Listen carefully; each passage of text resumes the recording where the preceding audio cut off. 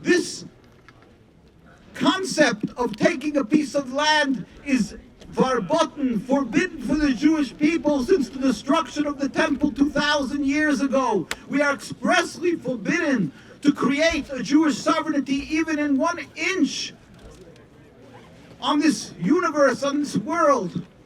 And certainly we are forbidden to create a sovereignty by stealing, by occupying, by taking a land from another people.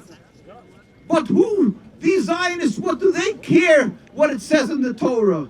These were heretics: Theodor Herzl, Ben Gurion, Jabotinsky, Chaim Weizmann.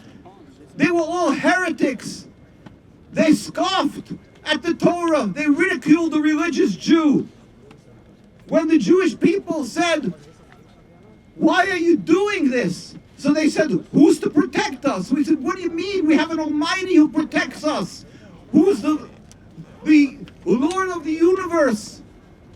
To him belongs the world, and we have to obey him." So he said, "Where was God?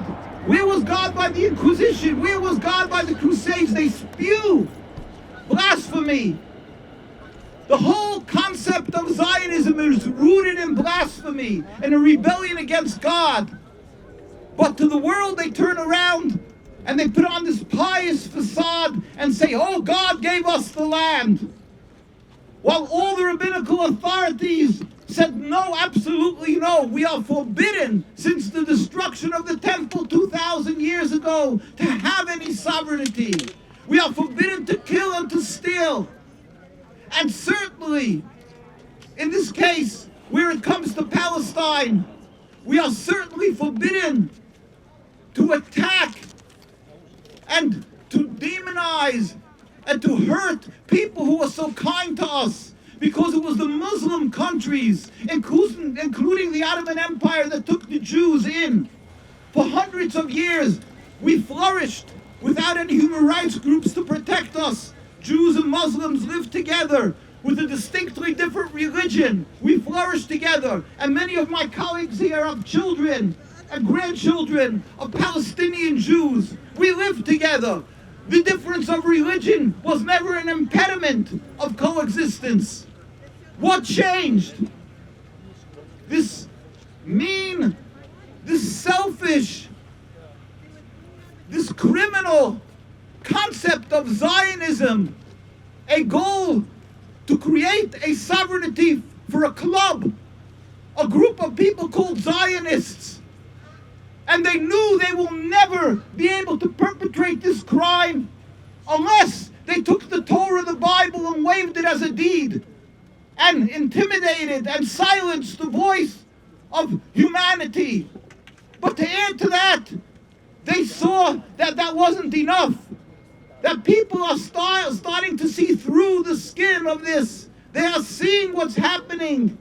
They are seeing the injustice, what is being done to the Palestinian people. And they are being no more silent. They are speaking.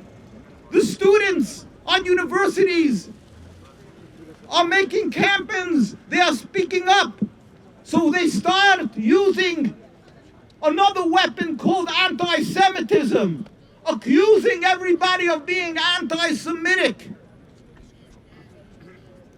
How disgusting, how vile, how revolting is that?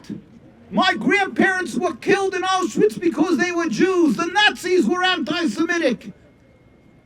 And the world decided to make a red line and say you cannot be a racist. And you cannot be anti-Semitic. You can't go against another people because of their color, their religion. And they gave directions, they gave an outline, and they said there's such a thing called anti-Semitism, when you oppose somebody because of his religion. But now the Zionists, they decided for their selfish purposes to take a land away from the indigenous population, from the Palestinians. And if anybody dares speak up, they accuse them, they label them as anti-Semitic. They are taking that word anti-Semitism and they are making it null. They are making it cheap. So that, God forbid, if somebody does perpetrate an anti-Semitic crime and anybody says anything against him, people will laugh and they'll say, we know your words anti-Semitism means nothing. We see what you have done to the Palestinian people. You murder and then you yell anti-Semitism. They've stolen that word anti-Semitism. But more than that, the Zionists and their state are the personification of anti-Semitism. They are anti-Semitism. They kill and they steal. The whole world is watching this horrendous satanic crime, what is being done to the people of Gaza. And 76 years in occupied Palestine.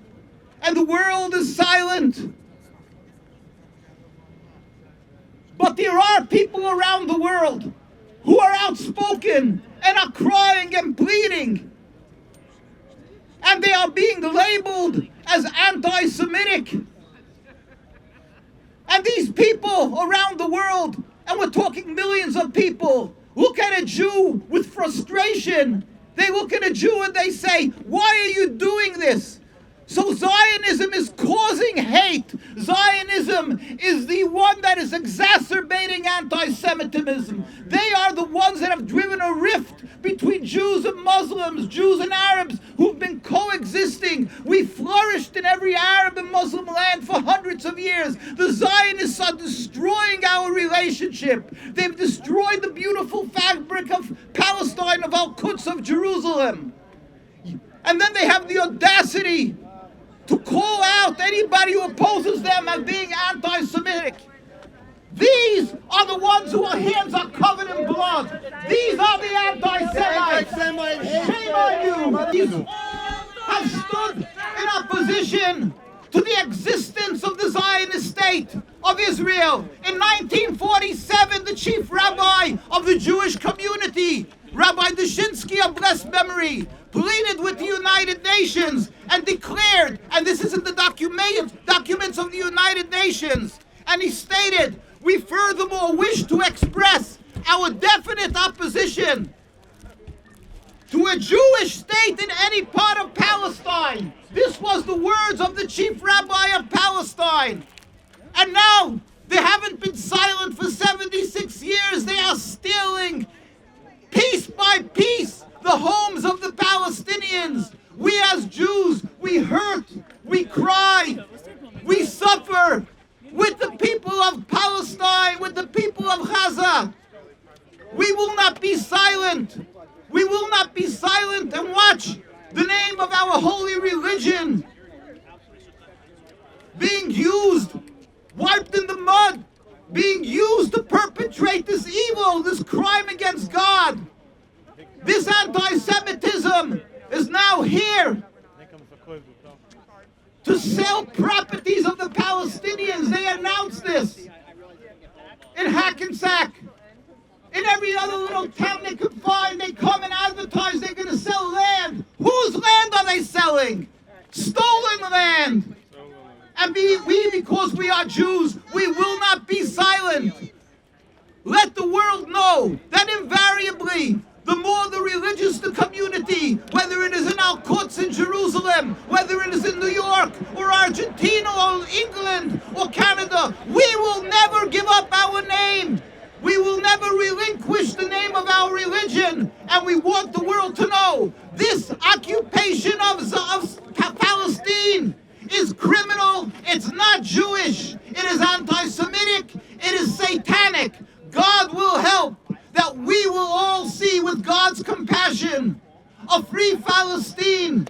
And we pray that this should happen sooner nowadays. No more bloodshed, no more suffering. The day will come soon, inshallah. But till that day comes, do not be intimidated. Speak up, speak out. You are not anti-Semitic. You are averting anti-Semitism by stifling this occupation. Inshallah, free Palestine. Judaism, yes. Zionism, no. The state of Israel must go. Judaism, yes. Zionism, no. The state of Israel must go. Okay, our next speaker is going to be Peter Feld from Palo Alto, New York, New Jersey. My name is Peter Feld. I'm from Palo Alto, New York, New Jersey, and I'm here. I appreciate the words of the learned rabbi, and we're very proud to stand in solidarity with everybody who's here. I want to tell a short story about the history of stolen land in Palestine. The violent theft of Palestinian land by Zionist settlers is an old story. Like the rabbi said, it goes back almost 140, more than 130 years, to the 1880s and the 1890s. One of the earliest Zionists, he called himself Ahad Ha'am, one of the people.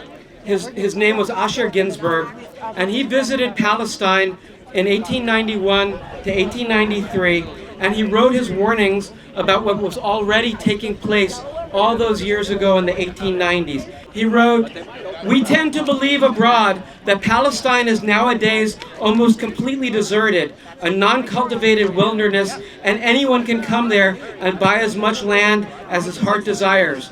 But in reality, this is not the case. It is difficult to find anywhere in the country Arab land which lies fallow." And he wrote, of the earliest settlers, he wrote, "They treat Arabs with hostility and cruelty, trespassing unjustly, beating them abusively with no sufficient reason, and take pride in doing so." That was what he wrote. Settler violence was an immediate feature of Zionism. In 1895, Theodor Herzl, the father of modern Zionism, wrote in his diary the methods that the Zionists would use to take over the land and cleanse it of its people. He wrote in 1895, quote, "We must expropriate gently the private property on the state assigned to us. We shall try to spirit the penniless population across the border by procuring employment for it in the transit countries while denying it employment in our country. The property owners will come over to our side. Both the process of expropriation and the removal of the poor must be carried out discreetly and circumspectly. Let the owners of the immovable property believe that they are cheating us, selling us things for more than they are worth, but we are not going to sell them anything back." End of quote. In 1901, the Jewish National Fund was formed to put Herzl's plan into effect by buying up the land from absentee property owners who had acquired that land from the Ottoman occupation in its 1858 so-called land reform, which privatized land, the same land on which Palestinian families had been living and working for centuries with no concept of ownership. On the land they took over, that the Jewish National Fund took over, only Jewish settlers could live and work, while Palestinians were evicted and banished. In that year of 1901, the writer Israel Zangwill declared Palestine to be, quote, "a land without a people, for a people without a land," end quote. Now think about that. A land without a people. We know that that was a lie. When the Zionist settlement of Tel Aviv was declared in 1909, the settlers tore out the vines that the Palestinians had planted and replaced them with vines of their own in order to establish the principle of quote-unquote Hebrew labor that included a boycott of the Palestinians, exactly as Herzl had sketched out in his diary. And everyone here, I think, is familiar with the Balfour Declaration of 1917. Lord Balfour was an anti-Semite who wanted the Jews that were facing violence in Eastern Europe, he wanted them to be settled in Palestine so that they would not come to England. Britain that year conquered Palestine from the Ottomans, winning the support of Arab populations by falsely promising Arab independence from Gaza to the Persian Gulf, they promised. It was a lie. In Saudi Arabia, the British installed rulers from the only family willing to turn a blind eye to the theft of Palestine, and those rulers are still in power today, and they're trying to make a deal with Genocide Joe Biden for what we call the Apartheid Accords. They call it the Abraham Accords for normalization with the Zionist state today. After World War I, Chaim Weizmann, who later became the president of the Zionist state, he told the Paris Peace Conference that the state that they were planning to to establish was going to be as Jewish as England is English. Think what that means. And in the 1920s and the 1930s were the days of rule by the British Empire, the British Mandate, which accelerated the handover of Palestinian land to the Zionist settlers, often evicting the Palestinians who lived there by force. One of those towns was Hartia village, which in February 1935 saw the violent and deadly cleansing by British forces. That property became known as a settlement called Kibbutz Mishmar HaEmek, the Guard of the Valley. And that's the same kibbutz where Bernie Sanders volunteered as a youthful volunteer in the 1960s. In 1948, we all know about Al-Nakba, the destruction of nearly 500 Palestinian villages and the expulsion of nearly 800,000 Palestinians. 2 years later, in 1950, the Zionists passed what they called the absentee property law, which confiscated all of the property of the Palestinians that had been evicted. And in the 1950s, starting, the Jewish National Fund, which I mentioned before, they became a greenwashing operation, collecting coins from young Jewish children, such as myself, to plant trees in Israel, and those trees were used to cover up the destruction of the Palestinian villages that had been there before. And in 1967, we saw the conquest of the remaining 22% of Palestine on the West Bank and in Gaza. We saw the encroaching settlements, crop destruction, settler violence, apartheid roads, night raids, and recently air raids and destruction of streets and civilian infrastructure, the killing of hundreds of Palestinians just since October 7th, including the American citizen Ayansur Ayiv, I'm saying her name correctly, whose loss we mourn. And that brings us up to the present day and to the sale of stolen land that is supposed to be taking place right here today. Assalamu alaikum, everyone. Thank you for being here. Hi, it is a true honor to be standing here alongside all of you in solidarity and justice for the Palestinian people. As my comrade said, my name is Jasenia, and I'm an organizer with the Party for Socialism and Liberation in New Jersey, for short, PSL. So today we're here to stand proudly in the face of opposition to demand the cancellation of the illegal and reprehensible sale of stolen Palestinian land right here in our home in the state of New Jersey, right behind us. Exactly, boo. Exactly, no more Israel. So for many of us, we have been engaging in months of struggle in the streets. And as we approach the month of October, it is important to remember that this struggle against this genocide of Palestinians has been going far beyond this past year. It's been over 76 years of resistance against the Zionist occupiers, and now the world has finally woken up. We've seen the horrifying images of entire homes, schools, hospitals, and towns being leveled by the occupying forces. We've seen the ongoing genocidal images of unimaginable brutality and vicious murder of entire families.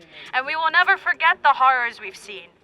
We will never relent even 1 inch in the fight for full Palestinian self-determination and for the end of the genocidal project of the Zionist state of Israel. Gaza has awakened the world, and Gaza has rehumanized us. And here in the belly of the beasts of imperialism, the United States, we are told that after this year of sustained struggle, organization, and movement building for Palestine, that we should relent and vote for Kamala Harris. Exactly, boo, shame. We don't want her. A candidate whose administration has enabled and funded unforgivable horrors time and time again, and has done nothing to stop the genocide of the Palestinians. We are told to smile and applaud for a cop. Yes, a cop. A dirty cop, just like the ones behind us, whose track record includes terrorizing and incarcerating mothers, of literally silencing those raising their voice to speak up for the end of the genocide, of condescending to those fighting for justice and liberation. All of this while the everyday working person in this country is struggling to afford housing, struggling to feed their families, and struggling to get health care. New Jersey alone sends over $400 million of tax money a year to fund Israel's weapons and genocide. Neither of the major political parties care about Palestinians or about working people. They got money to feed. They don't got money to feed the poor, but they got money for war, right? Exactly. And we deserve better. And together we'll continue to fight and organize for justice and a better system that doesn't run on the selling of weapons to murder and destroy people in Palestine and then sell their land for profit. A socialist system where we can all live in dignity and respect with our international siblings. That is the future that we want, and that is the future that the people deserve. Thank you. It's great to see. My name's Bill from Palo Alto. It's great to see everyone here today. All of us who work and go to school, who are Arab and Palestinian, who are Jewish, who are Latina, who are black, who are white, who come here because we believe in justice. Unlike these parasites who do everything for money. The people of Palestine, Jabalia camp in Gaza, for 75 years, was the most densely populated place on earth. Today, it no longer exists. It has been bombed. The people massacred. Who are the people of Jabalia? The people of Shati. They have been imprisoned in this concentration camp called Gaza for 75 years. And right here, these parasites are selling the land upon which they lived, the land they worked for centuries for a profit. And that's what Israel is all about. To the Palestinian people, Palestine is their land, their home. To the Zionists, it's property, it's real estate. And Israel is nothing but a big real estate rip-off deal by greedy developers for money. And we know it goes beyond that. It's the arms companies and the banks and the oil companies. And they are waging a war of extermination with our tax dollars. $23 billion being spent to murder children so these parasites can sell land for money. But all around this country, we are challenging these illegal, racist land sales. They are illegal because they are selling stolen land. They are illegal because they only sell to people of what ethnicity, which is a violation of U.S. Civil Rights Act. If these cops were believed in the law, they'd be arresting them right now. But the power of the people of the world is greater than all their goddamn money. And we will be at every land sale. We will make known the names of the vendors and the buyers. You see, not many people are going in. Nobody's even buying that land because because they're worried about losing their investment when the people of Palestine come home. In New Jersey, you're living fine. Stay out of Palestine. In New Jersey, you're living fine. Stay out of Palestine. People who want lack for nothing in the world, but they want second and third homes on stolen land. And they're willing to sell themselves to the agents of the Pentagon war machine, so they can, in order for their piece of land, for their dollars, for their little blood money. It's all going to come to an end soon. We'll be out again and again until Palestine is free. Thank you. I'm officially declaring our action today successful. We got the entire event to join us outside. Their whole event has come out. I guarantee you, they're empty in there with no one falling for this bullshit. To convince yourself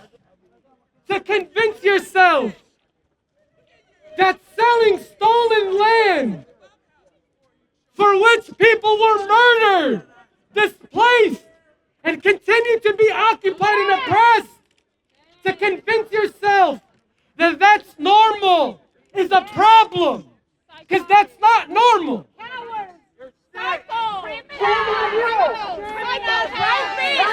And so we start first and foremost by saying shame. Whether you like it or not, the Palestinian people exist. Will continue to exist.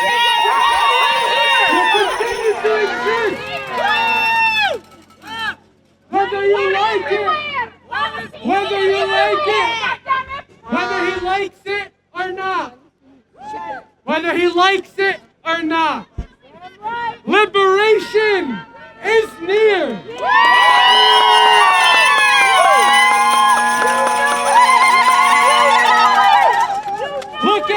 Look at the Zionist state's economy. Look at the Zionist state's economy. It is crippled. Look at it standing on the international stage after 12 months of active and ongoing genocide. They are a pariah. They are the state of Israel, the fascist Zionist state of Israel, is a pariah state on the international stage because of its horrific crimes and actions.